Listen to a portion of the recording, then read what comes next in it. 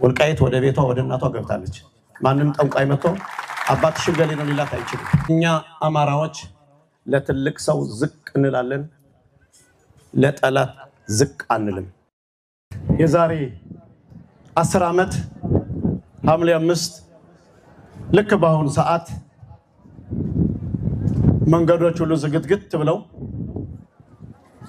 ከወንድሜ ኮሎኔል ደመቀ ጋር ስልክ ከተነጋገርን በኋላ ጠላት ከቦኛል እየደበደበኝ ነውና ቶሎ ድረስልኝ የሚል መልእክት ሲያስተላልፍ ጨርቄ ማቄሳልኔ ያሉን ጓደኞቼ ስጓዝ መንገዶች ሁሉ ቅድም ሲባለው እንደነበረ ተዘጋግተው ነበርና ልክ በአሁኑ ሰዓት እያየሁ ነበር። አሸሬ ነበር ፈተና የገጠመን።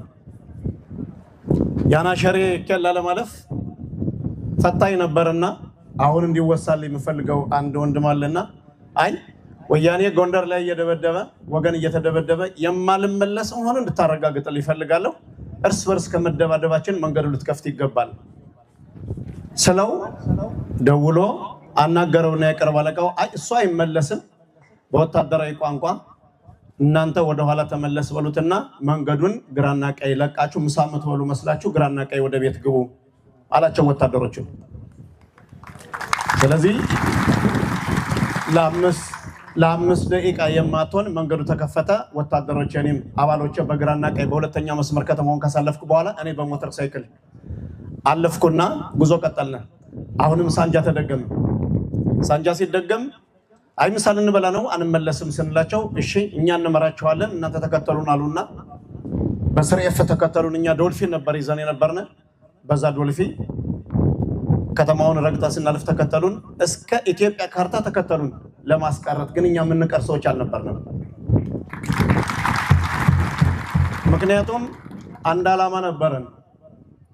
ያን ዓላማ ጫፍ ማድረስም እቅድ ነበረን። እሱም ሆኗል ያለምንም ጥርጥር።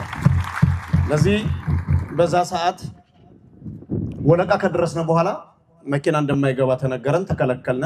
መራሹ ጦር ከተማውን ሁሉ ወሯል። ከወለቃ ተነስተን በአወኑ አድርገን ቀሃ ወንዝ ለወንዝ አድርገን ነው እንግዲህ 11 ሰዓት ለወንድሜ የደረስነለት።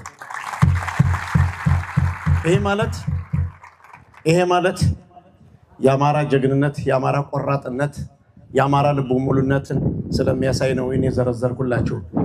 ስንነጋገር ከወንድሜ ጋር ድረስልኝ ሲለው ደርስልሃለሁ፣ አይዞ ለወያኔ እጅህ እንዳሰጥ ስንት ጥይት አለ። የዛሬ 10 ዓመት ወደ ኋላ ነው፣ በዚህ ሰዓት ነው። የዛሬ 10 ዓመት ነው 30 ጥይት አለ እኔ ያለኝ በግልጽ አረሳው።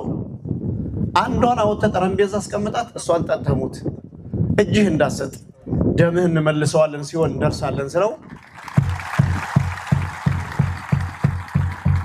በሚገርም ሁኔታ በብሬንና በድሽቃና በቦምብ ናዳ እየወረደበት ምን እንዳለኝ አላደርገውም። እንደ አፄ ቴዎድሮስ ሽጉጤን ጠጥቼ እሞታታለሁ እንጂ አላደርገውም፣ አንተ ግን ከእግዚአብሔር ጋር ድረስ አለኝ። ደረስኩኝ። እግዚአብሔር ይሄ ነው።